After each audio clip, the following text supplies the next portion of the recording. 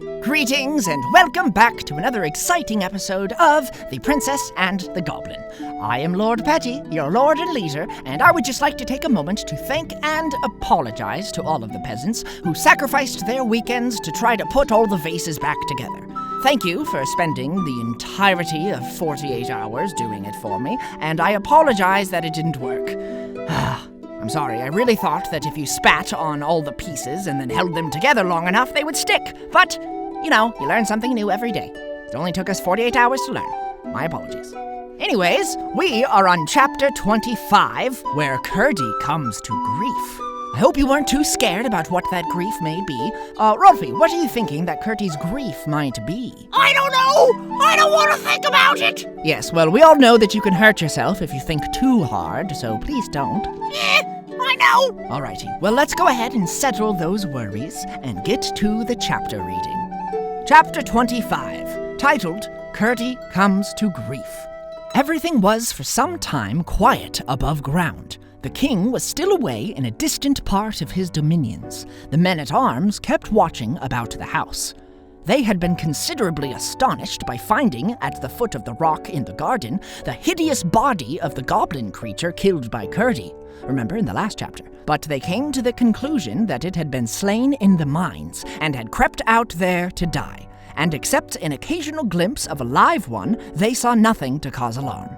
Curdy kept watching in the mountain, and the goblins kept burrowing deeper into the earth. As long as they went deeper, there was, Curdy judged, no immediate danger. To Irene, the summer was as full of pleasure as ever, and for a long time, although she often thought of her grandmother during the day, and often dreamed about her at night, she did not see her. The kids and the flowers were as much her delight as ever, and she made as much friendship with the miners' children she met on the mountain as Looty would permit. But Looty had very foolish notions concerning the dignity of a princess, not understanding that the truest princess is just the one who loves all her brothers and sisters best, and who is most able to do them good by being humble toward them. At the same time, she was considerably altered for the better in her behavior to the princess. She could not help seeing that she was no longer a mere child, but wiser than her age would account for. She kept foolishly whispering to the servants, however, sometimes that the princess was not right in her mind, sometimes that she was too good to live, and other nonsense of the same sort. All this time, Curdy had to be sorry, without a chance of confessing that he had behaved so unkindly to the princess. This perhaps made him the more diligent in his endeavors to serve her. His mother and he often talked on the subject, and she comforted him, and told him she was sure he would someday have the opportunity he so much desired. Here, I should like to remark, for the sake of princes and princesses in general, that it is a low and contemptible thing to refuse to confess a fault, or even an error. If a true princess has done wrong, she is always uneasy until she has had an opportunity of throwing the wrongness away from her by saying, "I did it, and I wish I had not, and I am sorry for having done it."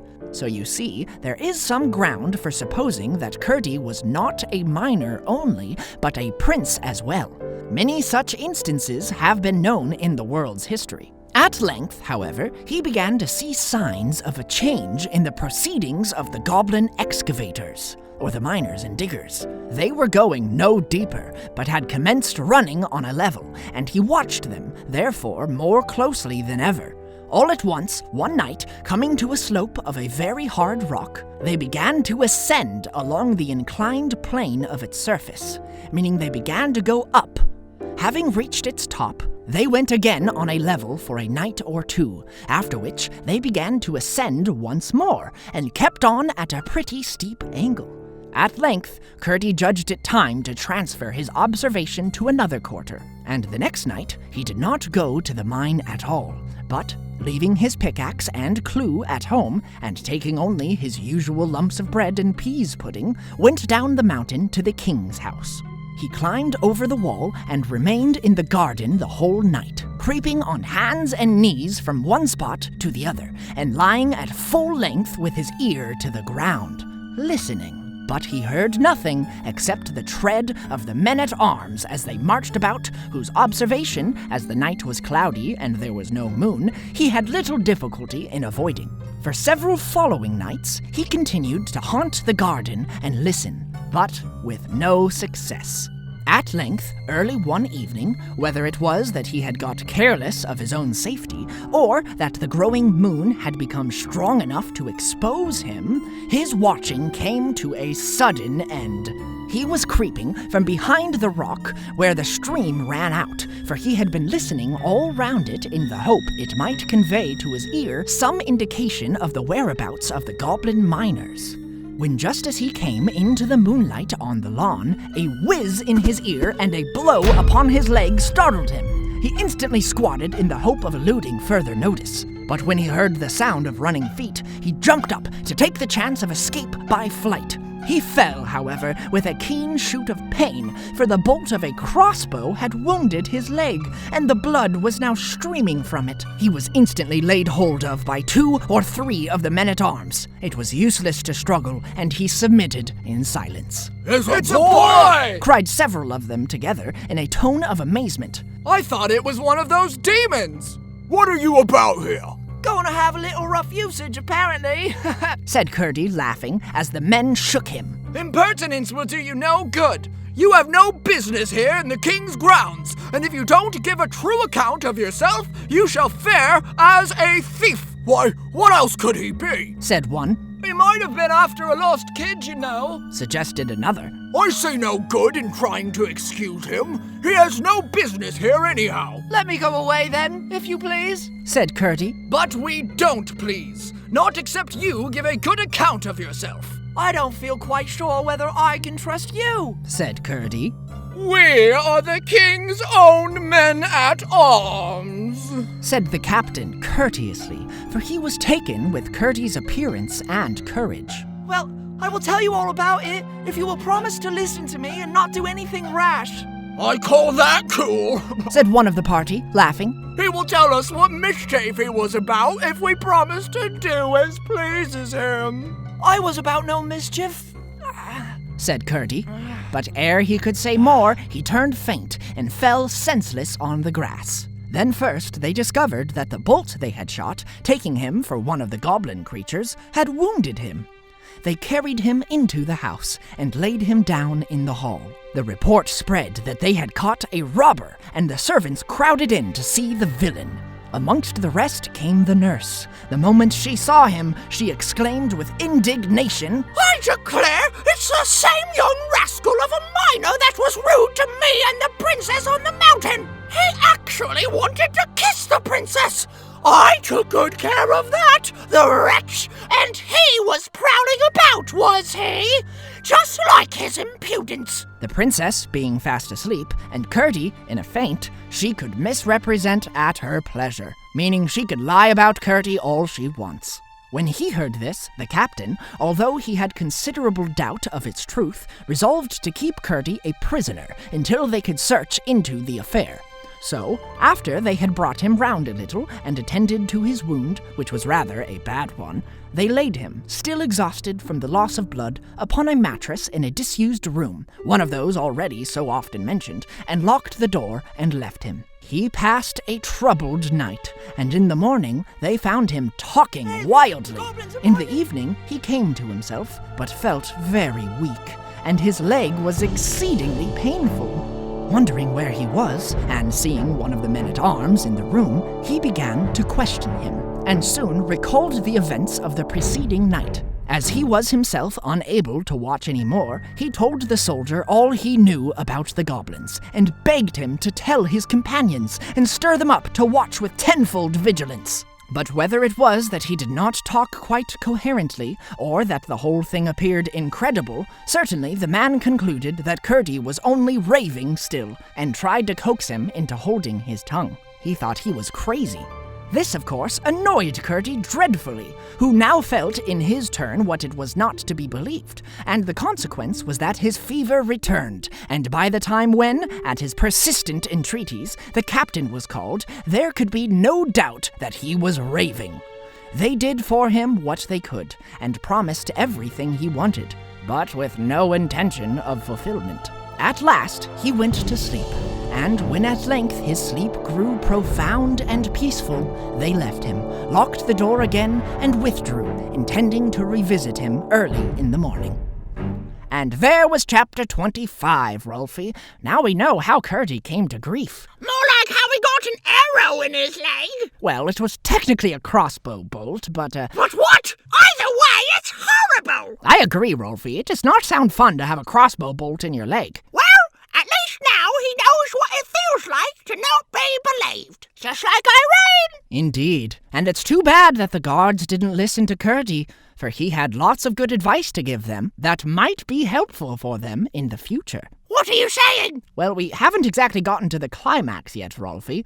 Don't you think that the goblins will come in contact with them at some point? I guess I never thought that far ahead. Again, Rolfe, please don't hurt yourself thinking too much. We'll just go ahead and read it so you don't have to think. Okay. Chapter 26, titled The Goblin Miners. That same night, several of the servants were having a chat together before going to bed. What can that noise be? Said one of the housemaids, who had been listening for a moment or two.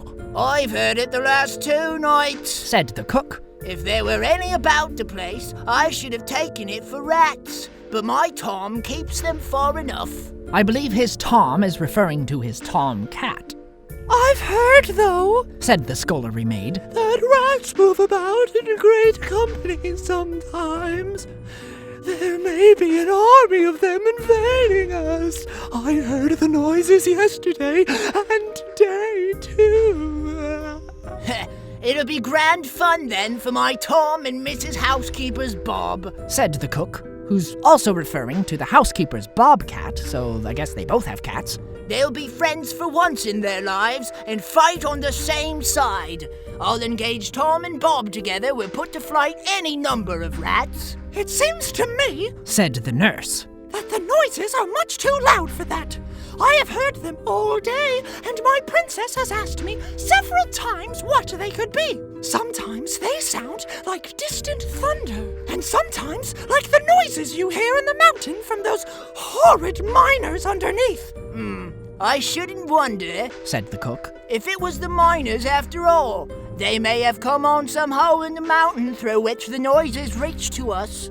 They are always boring and blasting and breaking, you know. As he spoke, there came a great rolling rumble beneath them, and the house quivered. They all started up in a fright, and rushing to the hall, found the gentleman at arms in consternation also. There's that word consternation again. Remember, it's just anxious and scared. They had sent to wake their captain, who said from their description that it must have been an earthquake, an occurrence which, although very rare in that country, had taken place almost within the century, and then went to bed again, strange to say, and fell fast asleep without once thinking of Curdy, or associating the noises they had heard with what he had told them. He had not believed Curdy. If he had, he would at once have thought of what he had said, and would have taken precautions. As they heard nothing more, they concluded that Sir Walter was right, and that the danger was over for perhaps another 100 years. The fact, as discovered afterward, was that the goblins had, in working up a second sloping face of stone, arrived at a huge block which lay under the cellars of the house, within the line of the foundations. It was so round that when they succeeded, after hard work, in dislodging it without blasting, it rolled, thundering down the slope with a bounding, jarring roll, which shook the foundations of the house. The goblins were themselves dismayed at the noise, for they knew, by careful spying and measuring, that they must now be very near, if not under, the king's house, and they feared giving an alarm. They therefore remained quiet for a while, and when they began to work again, they no doubt thought themselves very fortunate in coming upon a vein of sand, which filled a winding fissure in the rock on which the house was built. By scooping this away, they soon came out in the king's wine cellar. No sooner did they and where they were than they scurried back again, like rats into their holes, and running at full speed to the Goblin Palace, announced their success to the king and queen with shouts of triumph. In a moment, the Goblin royal family and the whole Goblin people were on their way in hot haste to the king's house, each eager to have a share in the glory of carrying off that same night the Princess Irene. The queen went stumping along in one shoe of stone and one of skin. This could not have been pleasant, and my readers may wonder that, with such skillful workmen about her, she had not yet replaced the shoe carried off by Curdie.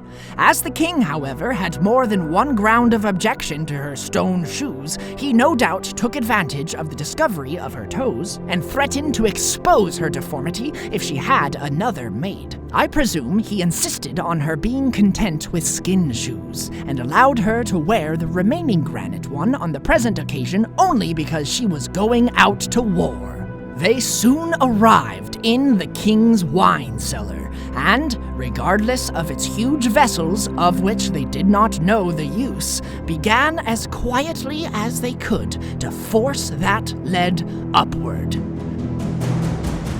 Whew! That was chapter 26, and I would say that's a pretty stressful ending. Unfortunately, I wish I could read the next chapter to you tonight, but the next one is a little long, and it would make tonight go a little over, so you're just gonna have to wait. No! Yes, I'm sorry. But the goblins are about to take Irene! And Curdie's hurt and can't help!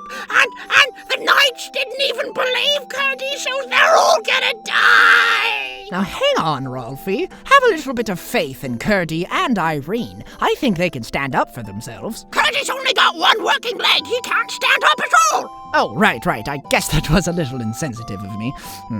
All I meant was that they could fight for themselves. Not if he's locked up! Oh, if we know anything about Curdie, he knows how to get himself out of a tricky situation. Have a little faith, buddy. I think things are going to turn out okay.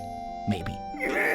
Okay, but I'm not going to be able to sleep tonight. Just think of all the great things that could happen. That should help you sleep, like, I don't know, Irene coming out and bringing the goblins together by singing with Curdie or something. Or Curdie coming out and, I don't know, taking care of the goblins and saving the whole kingdom.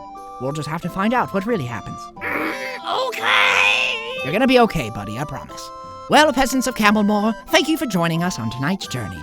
Next time, we will find out what happens when the goblins storm the palace and try to kidnap Irene to marry their Prince Goblin son. Good night, peasants. Good night. It's okay if you're scared. I am too. Everybody calm down. It's going to be okay, I promise. I'm here to guide you. It's all right. Now go to sleep. Okay. Good night.